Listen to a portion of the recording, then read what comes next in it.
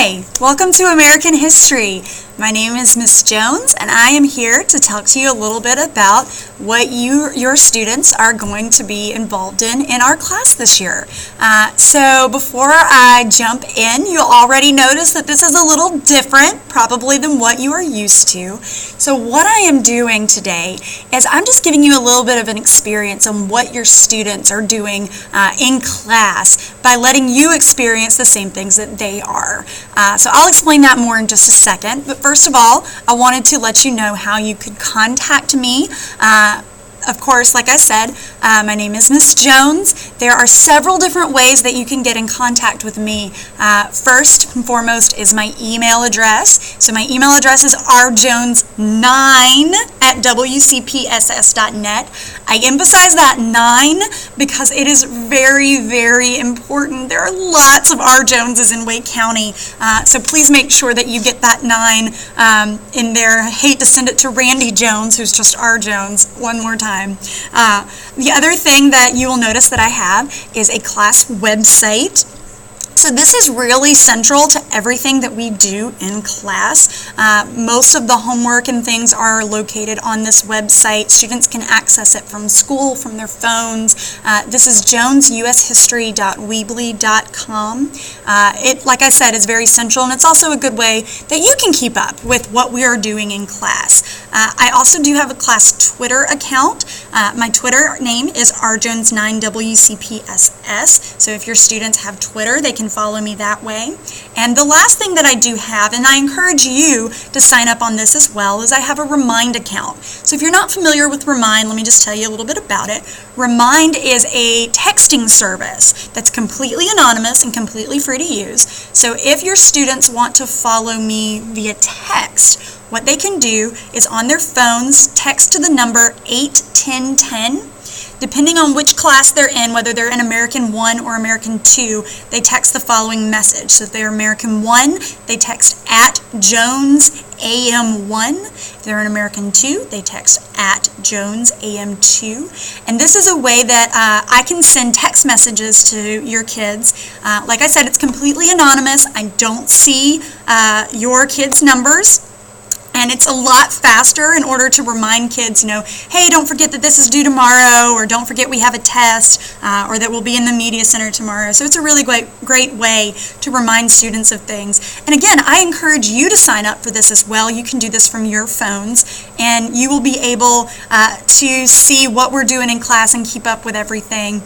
The other cool feature of this is you can actually text me directly from this number, or from Remind, and so that way, if you have a question about a homework assignment or something, you can text me directly, and I can respond much more quickly than I can from email, because I'll get that right away.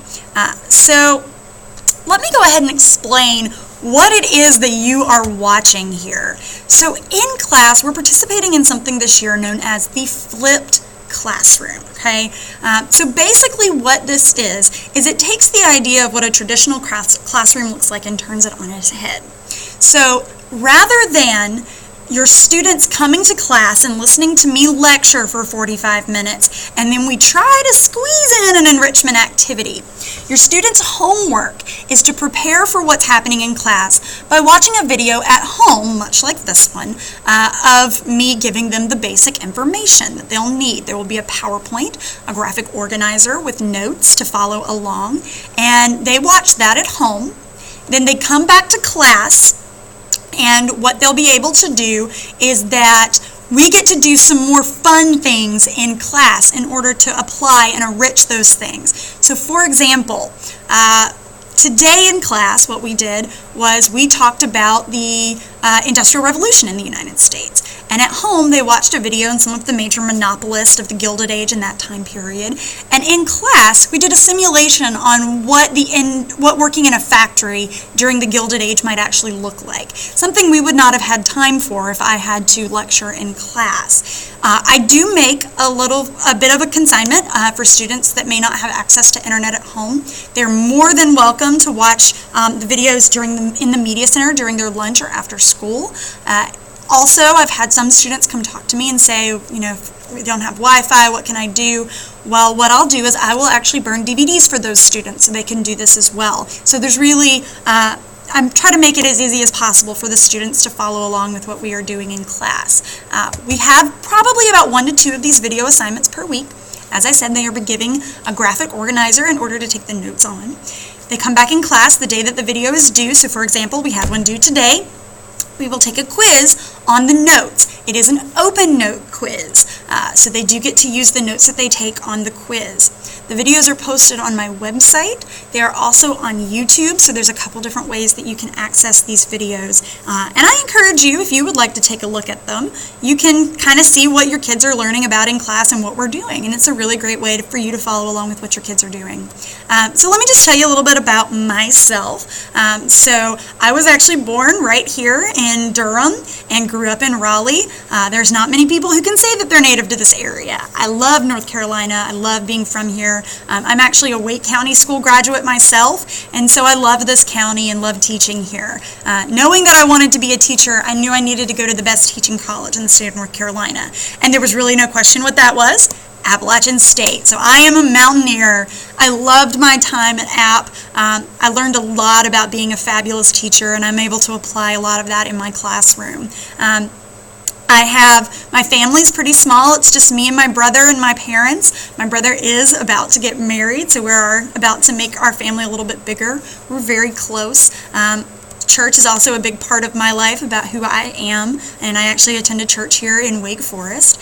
And lastly, I do have a dog who is my baby. You'll hear my kids probably will hear me talk about Pixie just as much as I talk about anything else. But I overall am a teacher. I love what I do. I love the enthusiasm that I can have in a classroom and really be able to put my passion into the classroom and work with your students and being able to give them the best possible education experience that I can give them.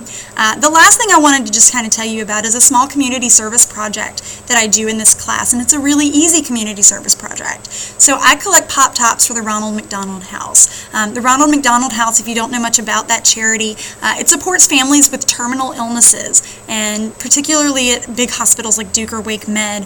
They have places where families, especially families that are not from this area, can go and get support while their children are in the hospital. And this is a really important community service project for me because my little cousin Jordan had leukemia, and we worked with the Ronald McDonald House charity. So all I ask students to do is to bring me Pop Tops, and I ask you to get involved by collecting Pop Tops at your home. So every time you have a soda or an energy drink at home, you can save the Pop Tops, and students can bring them into class. And so it's a really great way to support families that are local and in need of some help, and it's a really easy way and doesn't require a lot of space and time for the students. In terms of materials for this class, there's just a few things. The only thing that I really require is a binder or a folder. Because we have so many graphic organizers, they need to be able to keep up with everything, and they need to keep those organized. I'm not going to do binder checks or folder checks, but I should be able to walk up to a student and say, find me your industry graphic organizer, and they can pull it out right away because, like I said, we're going to have a lot of those here in this class. Some things I do recommend. We do journal in this class, and I will collect journals, so keeping them together in one notebook is a really easy way to do that. We'll be doing a lot of reading of documents, so highlighters in order to annotate are really big. We will also occasionally use colored pencils and markers in class. I do have some that they can use, so this is not required, but if they prefer to have their own, go ahead and make sure they've got some of their own. Lastly, we do have an online textbook. We only have enough textbooks to use in class, but if your students, for whatever reason, need to access the textbook at home, they can do it by going to PearsonSuccessNet.com, register for a username or password. They can click My Account and add a class or a group. The access code is written down at the bottom here. And so this is a way that they can use the textbook at home, whether they want to use it to study or finish an activity that we started in class. So in terms of grading, as a department, we all grade the same way. We have two kinds of assessments, major assessments and minor assessments. Major assessments are tests and projects. We have 10 units in this class, so that's going to be 10 tests for the whole year. Occasionally, we will do a big project. There's probably going to be one every other unit or so maybe 5 big projects through the year. But most of the grades are going to come from the minor assessments, classworks, homeworks, those daily quizzes on the instructional videos, essays, those smaller kind of assignments that don't take much longer to do. So that's mostly where the grade comes in. I do also offer test corrections, so if your student makes a D or an F on a test, they can come see me during lunch and do test corrections. I do ask that students keep up with everything. Inevitably, there will be mistakes, and I want to make sure that I'm putting the grades in correct. I hope I'm not putting in a 10 when they deserve 100. So do make sure that your kids are staying organized and keeping up with everything that they need. In terms of late work needs to be made up of 1 week within it has been graded. There is a board in the back of the classroom where they can keep up with everything. I don't collect late work at the very end of the quarter. I remind students constantly about when late work is due, so it is the student's responsibility to make sure that they get that late work turned into me on time. The last thing that we are going to be doing here, and you may not have heard about this yet because the students don't even know about this yet, but the core of the class really is what I call the executive teams. So you'll notice that they're sitting in groups. Starting next week, each person in a group will have a specific job. So these jobs are going to be things like taking attendance for the group, making sure that people who are absent know what they missed, making sure that their group stays on task, turning in the assignments for the group, these sort of different things, making sure that they have the supplies that they need in the basket on their desk. And really this is going to help determine the success of the students in class. And the goal behind this is to teach a bunch of these skills like collaboration and responsibility and kind of learning how to work together to be able to come up with a successful experience. So this is just a little bit about what's going on with the class. I will switch it back to me being live now, and so if you have any questions, please feel free to ask. I look forward to working with your students throughout the year this year, and I look forward to being in contact with you as well. Thank you so much. Bye-bye.